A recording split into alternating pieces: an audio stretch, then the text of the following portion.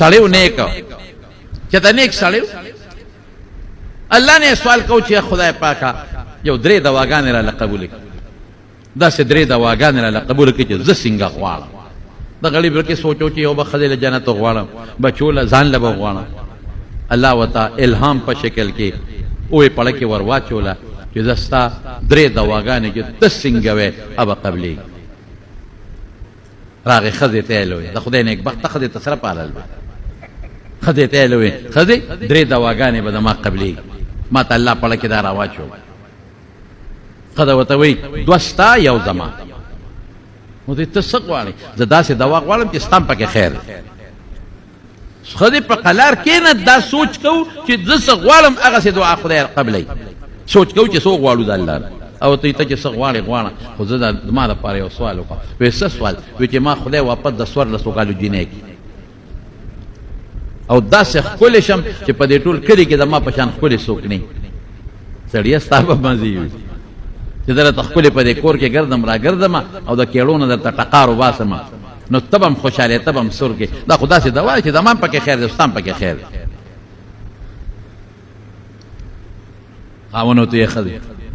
اتیا او یو سلو ته رسېدلي وي بس ته اوس قبر کې پې پرتې دي د خدای نه جنت غواړو د الله رضا به وغواړو د قبر خوشحالۍ به وغواړو سوچ کوو چې هغه غواړو هسې مرو وایي ته ځان لکه جنت غواړې او کار څه غواړې ماله به دا سوال کوې او ښځه خو د دې مکر خو لتزول منه الجبال الله وایي داسې مه کوئ چې غرونه سوري کوي په ژړا شوه ته ښځه چې خاوند ته اوښکې وبهیئ که د قصد او جاړي چې کوټې ته دننه شي بیا خاندي دې سړی ګلدین کاکا خو مې د دوکه که که د قصد او جاړي او سترګو کې به اوښکې وبهیئ او ځان به خفه کړي سړی وایي ښځه دغه دی لاړم نو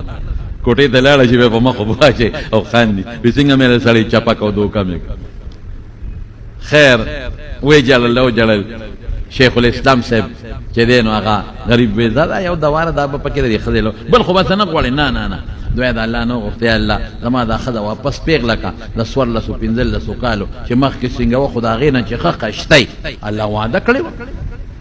یا یې د الهام په شکل کې یا د پیغمبر په خولې کې دي چې د پیغمبر څوک خاص سړی واپس پیغله شوه چې شیشه کې ځان ته وکتل جنۍ خوشحاله ده څو ورځې تېرې شوې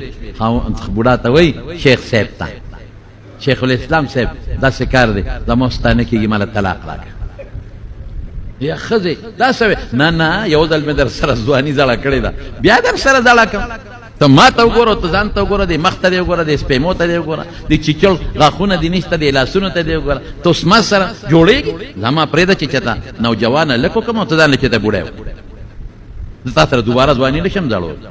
بس شیخ صاحب وایي چې خدای دا څه په غولو واورېده ښځې سمه چې نصیحت وینا بلکل نه کېږي ما پرېږده بس غصه کې راغی دویمه دوا مې استعمال کړه وی خدای زما دا ښځه بوډۍ کا خو هغسې بوډۍ نه چې سمه بوډۍ شي بلا شیشه کا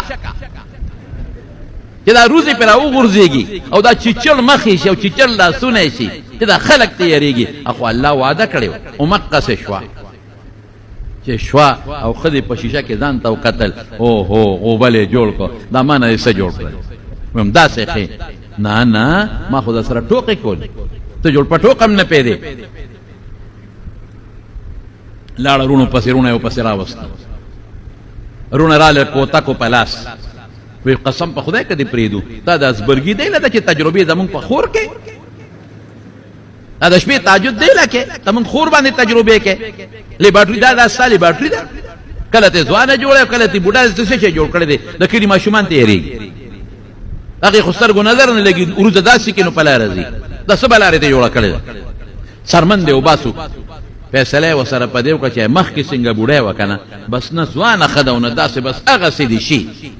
الله شا به دوا وکړه یوه دوا د غریب پاتې وه درېیمه دا یې وکړه خدای پاکه زما هغه ښځه چې مخکې څنګه بس هغسې کا هغه مخکې بوډۍ چې وه نو هغسې شوه درې دواګانې په یوه ښځه کې لاړې او ښځه همغسې پاتې شوه چې څنګه وه ګوره دا غیر مناسب دوا ده غیر مناسب